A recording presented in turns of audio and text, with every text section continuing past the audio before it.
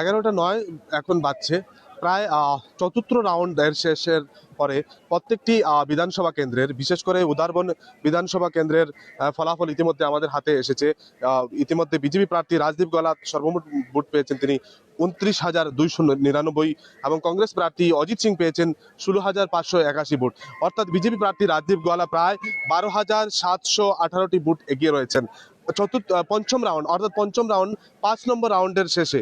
এদিকে চতুর্থ রাউন্ডের ফলাফলে দলাই বিধানসভা কেন্দ্রের বিজেপি প্রার্থী অমিয় কান্তি দাস রয়েছে, সর্বমোট ভোট পেয়েছেন 29,626টি ভোট এবং কংগ্রেস প্রার্থী দুর্বজ্যোতি পুরকায়স্থ পেয়েছেন 7,275।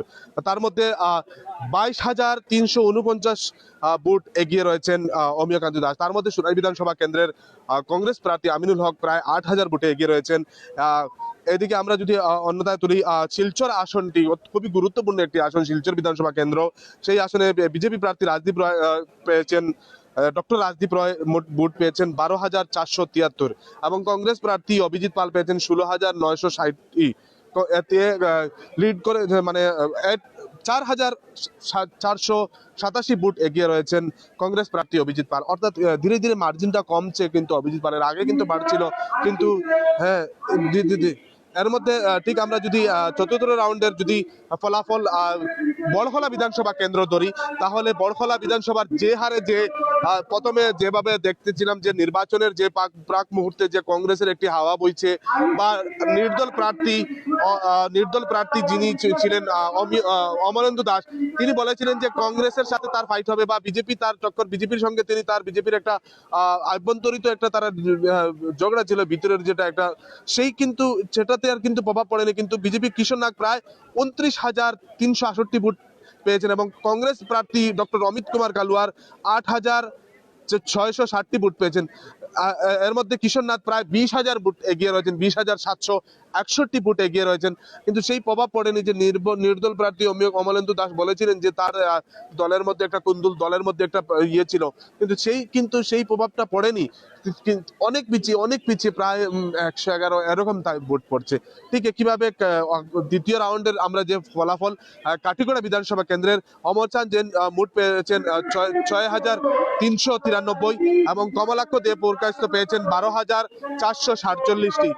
কমলাক্ষ দে পুরকায়স্থ প্রায় 6,054 ভোট এগিয়ে রয়েছেন। এটা হচ্ছে তৃতীয় রাউন্ডের। একের পর এক রাউন্ড আমাদের হাতে এসেছে, আমরা আপনাদের সামনে তুলে ধরবো। তৃতীয় রাউন্ড আগে আপনাদেরকে বলেছিলাম যে সোনাই যে বিধানসভা কেন্দ্রের সোনাইও প্রায় 8,000 কংগ্রেস প্রার্থী এগিয়ে রয়েছেন।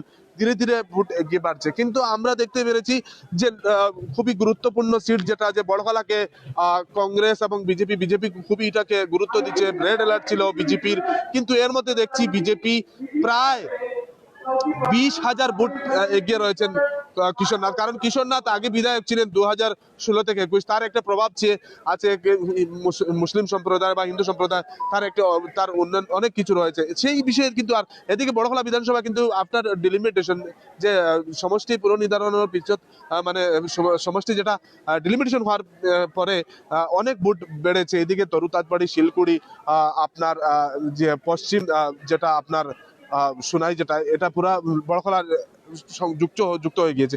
তার ফলে কিন্তু বিজেপির ভোট দিতে পারছে।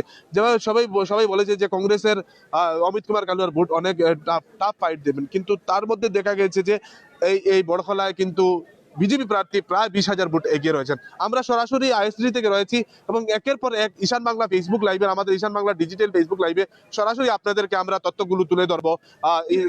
তৃতীয় রাউন্ড, চতুর্থ রাউন্ড, পঞ্চম রাউন্ড, প্রত্যেকটি 7টা বিধানসভা রয়েছে, সেই 7টা বিধানসভা রয়েছে। এদিকে আমরা যদি লক্ষ্মীপুর ধরি, লক্ষ্মীপুর কৌশিক রায় প্রায় অনেক ভোট এগিয়ে রয়েছেন, প্রায় 30,000 ভোটে এগিয়ে রয়েছেন। তার সমতুল্যও নাই কিন্তু শান্তি কুমার সিং, প্রায় তিনি 2,000 ভোট সামথিং রয়েছেন, কিন্তু প্রায় 30,000-এর উপরে রয়েছে কৌশিক রায়। একের পর আমরা প্রত্যেকটি